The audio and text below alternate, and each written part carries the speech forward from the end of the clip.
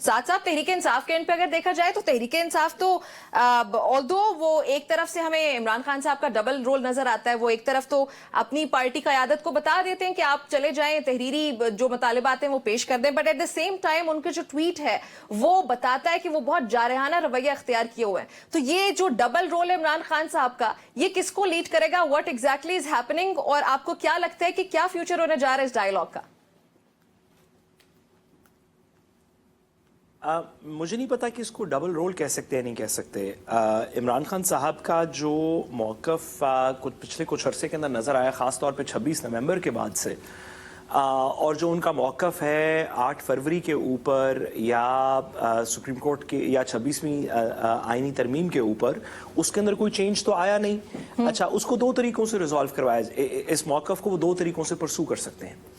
एक तरीका है आवाम के साथ, आवाम के सेंटिमेंट्स को अपने साथ लेके चलने का, जो मेरा ख्याल है कि ट्विटर कर रहा है, क्योंकि इमरान खान साहब के ट्विटर के ऊपर जो सख्त तरीन बयानात भी हैं उनको भी बहुत पजीराई मिल रही है। हुकूमत तो नेचुरली उनसे बहुत अपसेट है, लेकिन जो उनकी पब्लिक सपोर्ट बेस है उसके अंदर उनको पजीराई मिलती नज़र आ रही है।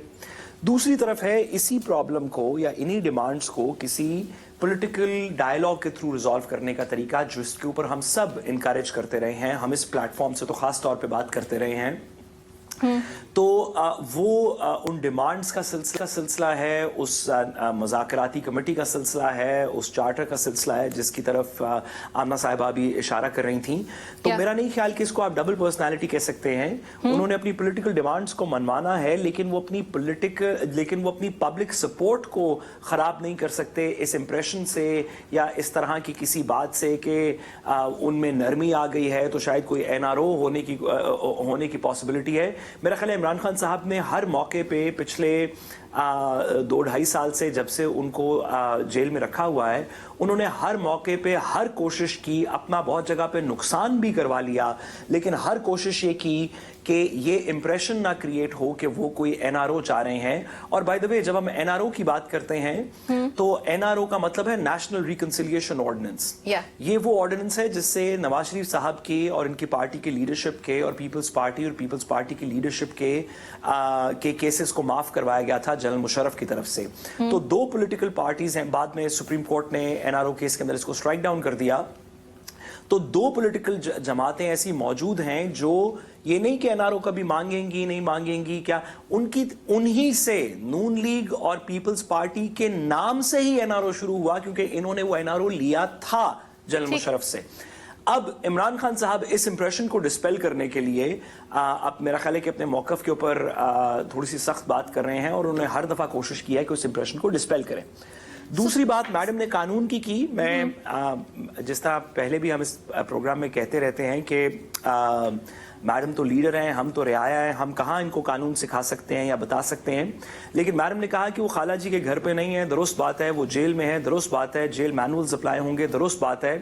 तो ज़रा मैडम बता देना कि इस वक्त इमरान खान साहब के ऊपर एक जो केस जिसकी वजह से वो जेल में हैं वो तोशा खाना वाला केस है। ज़रा मैडम बता दें कि तोशा खाना वाले केस को डेथ सेल के अंदर कैसे रखते हैं, वो 4/6 के या जो भी वो उनका सेल है उसमें कैसे रखते हैं। तोशा खाना वाले प्रिजनर्स को, खास तौर पे जो एक फॉर्मर PM हो, उसको तो क्लास B मिलती है। आपके वजीर आजम, हमारे वजीर आजम, दिलों के वजीर आजम क्लास B में रह चुके हैं। तो चलें, हमारी बात ना माने, सियासत की बात ना माने, आप खुद कहते हैं कि कानून के मुताबिक प्रोसीजर होगा, कानून की पूरी सहूलियात तो दे दें।